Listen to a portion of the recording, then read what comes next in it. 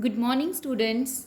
In this video, we are going to see the difference between positive economics and normative economics. As I discussed with you, that positive economics is the economics that tell you about the facts of real life, whether they are good or they are bad. When we say, let's talk about example. When I'm saying that still more than 20% people in India are living below poverty line, right? So this means we are talking about positive economics. And when we say that this much poverty should be there or should not be there, so when we say that no one should be poor in the country, right? So when we talk about what should be there and what should not be there, then we talk about normative economics. So positive economics will tell you about the things in the manner they are in reality, while normative economics tell you about the things that how the things they should be. So let's take the very first point. Positive economics deals with economics issues related to past, present, and future. So I will carry on with the same example only. Let's talk about poverty. So positive economics will tell you that how much poverty was there in India at the time of independence, how much poverty is there right now, and according to the scenario, how much poverty will be there in India in future.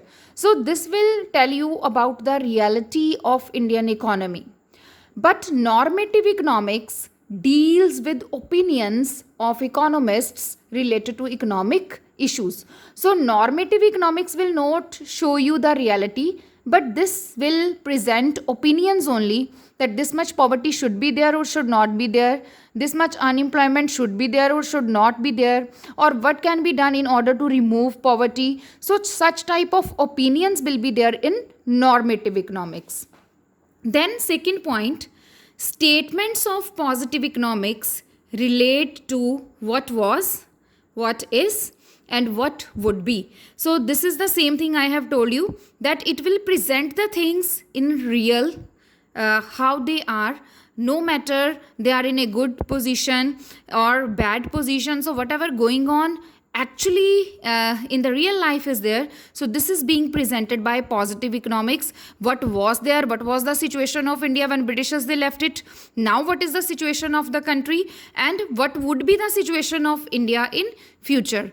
But statements of normative economics relate to what should be and what ought to be. What ought to means also the same only, that what should be there, whether should be poverty in future in India, or what steps government should take in order to remove the poverty or unemployment in India. So right now we will say that due to COVID-19, right, this much of people are dying. So when we are saying that according to the health facilities of India, so many people are dying because of COVID-19, so this is positive economics. So when we will say that government should have more hospitals, government should have more doctors, more nurses, more ventilators, so this is related to normative economics. Then third point is, statements of positive economics are verifiable. So we can verify the statements of positive economics.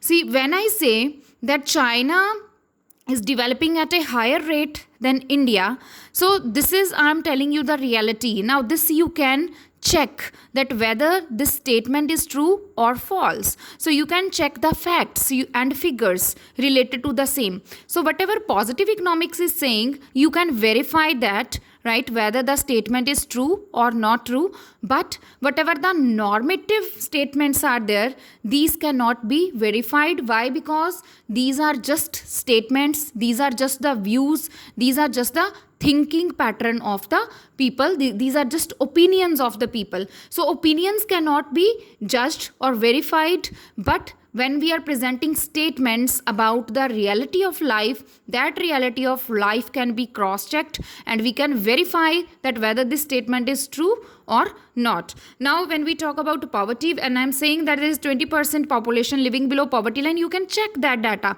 that whether I am stating this correctly or incorrectly.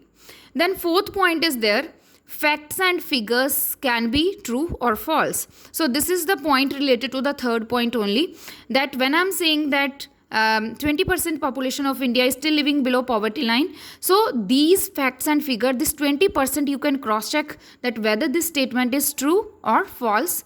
But normative statements, because these are just opinions of the people, so they cannot be true or false. Then fifth point is, positive economics does not involve value judgments. Value judgment means any decision which is being done based upon moral values. So positive economics present the things as they are. So they don't involve any moral things, any value judgments. If it is poverty, they will show you that there is poverty. If there is unemployment, they will show you that there is unemployment. If prices are increasing in India, they will show you that prices are increasing in India.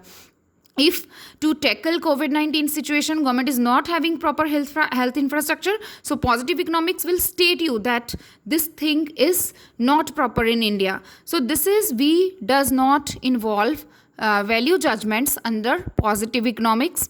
But normative economics involves value judgments. So on moral grounds, we give the opinions that there should be no people poor in India, right? Because everyone is having the right to live a good life and so on. So according to the moral values, we people pass value judgments. So judgments based upon the moral values, these are being stated by normative economics, right? So when we will say that government should introduce more programs like Manrega and so on to curb the problem of poverty and unemployment. So this is when we are talking about should be, then we are talking about normative economics.